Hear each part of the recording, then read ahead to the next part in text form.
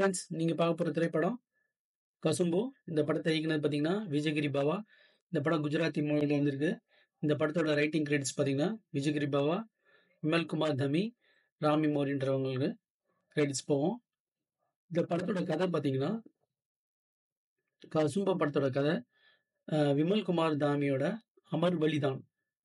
பலியாகிறதோட அமர் பலிதான்ற சரித்திர நாவல்ல இருந்து எடுக்கப்பட்டது தான்.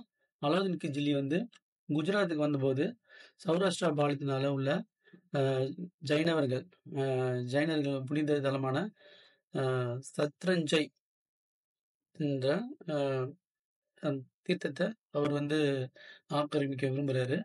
அப்போ ஆதிப்பூர் கிராமத்தில் பரோட் சமோஜ் கிராம தலைவர் தாது பரோட் தலைமையில் அந்த புனித தலங்களை பாதுகாக்க முன் வராங்க. மேலும் இந்த இடத்துல வந்து அவங்கள வந்து அனுமதிக்க கூடாதுன்னு பண்ணுறாங்க.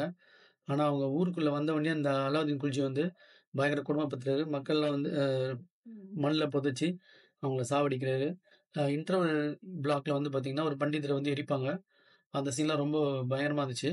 இவர் வந்து இந்த அலாவுதீன் குல்ஜியை வந்து அழிக்கிறதுக்கு வெறும் 51 துணிச்சலான வீரர்களை வந்து அவங்க மாரில் ரத்தம் மாதிரி தடவி அவங்கள வந்து எதிர்க்க வைப்பாங்க.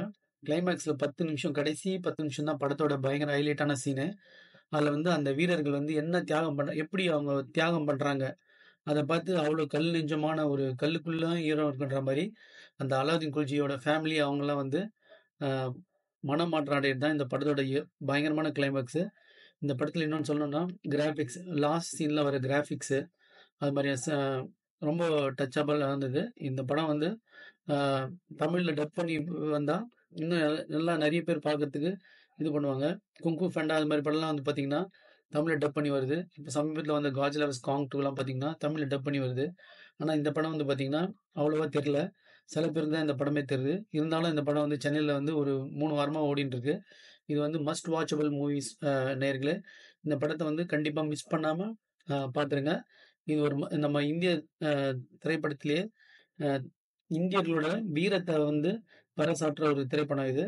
அந்த சாக்ரிஃபைஸ்ன்றது வந்து ரொம்ப சூப்பராக இருந்தது. இந்த 300 விட 300னா 300 என்ற படத்தில் வந்து 300 பேர் வந்து இது பண்ணுவாங்க. ஆனால் இதில் வந்து வெறும் 51 பேர் தான். ஆனால் அவ்வளோ பெரிய படைக்கு வந்து டஃப் கொடுத்து இது பண்ணுவாங்க. இந்த படத்தை வந்து நான் வந்து ரிவ்யூ பண்ணுறதுல ரொம்ப பெருமை அடைகிறேன். இது ஒரு எக்ஸலண்ட்டான ஒரு இந்தியர்கள் தயாரித்த ஒரு படம்ன்றதுல ரொம்ப பெருமை வாய்ந்த ஒரு விஷயம் இது. இப்படி ஒரு பதிவு இருக்குதுன்றது எல்லாருக்கும் தெரியணும். It's a must watch movie. Thanks friends.